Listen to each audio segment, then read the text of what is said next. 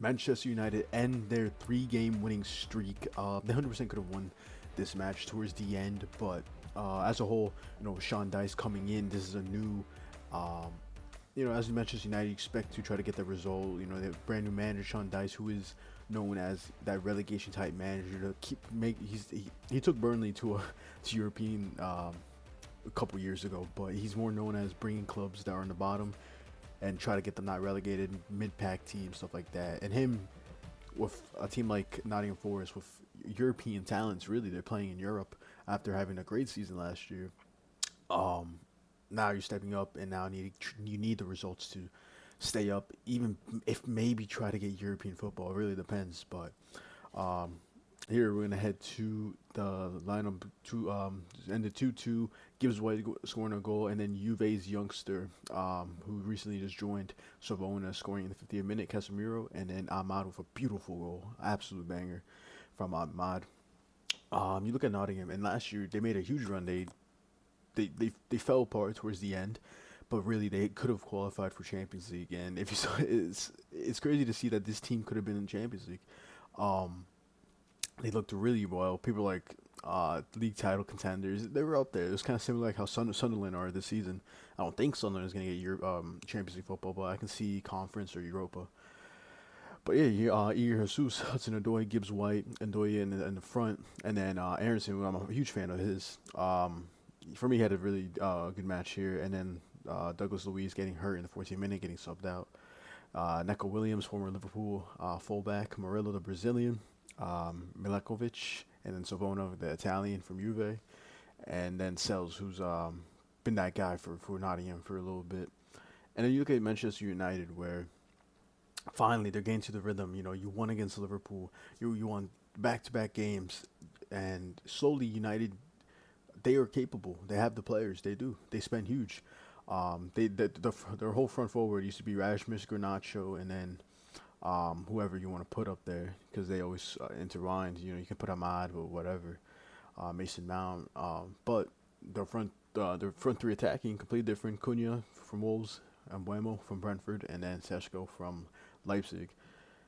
And you spend huge. You need to get the results. So those three back to back, especially when against Liverpool, and they are underperforming. You need the points. You need the wins. And today they could have really Casemiro scoring from a corner. All these goals were from corners. Really, they could have had 3 goals coming from set pieces, but that just wasn't the case at the end with the block from Murillo stopping the goal for Nottingham. Lemons was in goal with Lit, Luke Shaw, and Euro. I think United's main problem is they need to fix their back. They really do. I think that if they just find the right, maybe just one defender, really. For me, it was Hincapi. I said it. I think Hincapi. He's played in the system before. I think Hincapi would have been a huge pickup but of Arsenal having so many center backs. You have Timber, you have Mosquera, you have Hincapi, you have Gabriel, Saliba, Calafiori. So many center backs, and yes, some can play out in the fullback area. But man, they have so many. So I feel like United should have, maybe a Mosquera or a copy, and they could have put them in instead of Luke Shaw. And for me, he's not there. He's not there. And then Lenny Yoro, he's still young. He needs to progress. And then Delit being probably the best defender, and then of course you have Harry Maguire and stuff like that. But there's that, and then Ahmad, who looked great, amazing banger goal towards the 80th minute. Bruno Fernandes, he's been getting a lot of hate recently. People are saying he should have gone.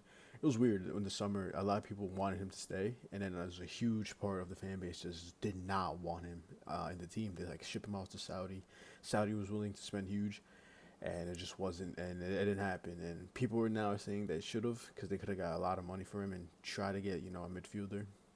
But no, he did his job today. Got an assist, and United still unbeaten in 4 games, so it's an improvement, 100%. It's probably the best run Almiron has had in a United, suit. But yeah, and for me, Nottingham is not. For me, they're a sleeper, and I still think they're gonna get back into the rhythm of things. They have the players. They have, I'd say the backing. There's a lot of tension going on with the ownership, and then with Nuno, I think dropping Nuno was a huge mistake for Nottingham. But yeah, the season has not looked good. They lost to Bournemouth. Somehow they won against Porto, really. pretty surprised with this one here. I mean, they're both were pens, but he still managed to handle ground from there. And then of course Chelsea, Newcastle, because we're in this league, it's really competitive. Um, you look in this table. I said it last year. People saying Liverpool just ran cruise the Premier League and bada boom, easy done. But that's not really the case of what happened. I think just a lot of these teams are getting the players and getting, like Arsenal and Bournemouth, just great, coach and getting to the rhythm of things and the players. I think it's all great. Tottenham trying to get back into the groove of things. Chelsea, Sunderland, who just came up and they're performing really well and they spent huge. So a lot of these teams you don't see in La Liga. La Liga, you don't see a Las Palmas spending 50 million, let alone 20. Um, you don't see that really in any other leagues besides the Prem of these lower sides spending huge. Um, that's one thing I want to see. Spain's more like a tactical type of league, but they're never going to spend huge because they don't have the money, and also because of the whole um, league of how they're structured with FFP and everything like that in the federation because they're really strict on money. But yeah, United, Chelsea, Crystal Palace, who look great. You have Brighton, who's great. Liverpool's fallen, but they, obviously have a great team. They're the winners of the Premier last season. Aston Villa have the players just slowly getting back to the real things. Four wins in a row, really strong for Aston Villa, having such a slow start in the beginning of the season. They didn't score a goal in like what 5 games, something like that. Brentford, they have good players, talented players. Newcastle, which they need to get back in the rhythm of things, but they are in European football, which is huge. Getting the wins, and then Fulham, Everton, Leeds. This is really a competitive league. I mean, of course, these three haven't won a game and won five, um, but Nottingham are capable of. West Ham have decent players. You have Bowen and Paqueta, and then Wolves. I mean, I had them relegated, and they don't have a win yet. They're the only ones that don't have a win. But for me, this is such a competitive league, so it's just in a weird situation. And I think Nottingham have the players, and they spent, and they just need to, get back into the rhythm of things. And then Manchester United, slowly and slowly, next game is against Tottenham. That's another game you can prove that you're capable of winning. Um, but yeah, it's good to see how competitive the league is. That's what you want to see. It's entertaining. It's you want to see that. But yeah, that's pretty much what the game's doing.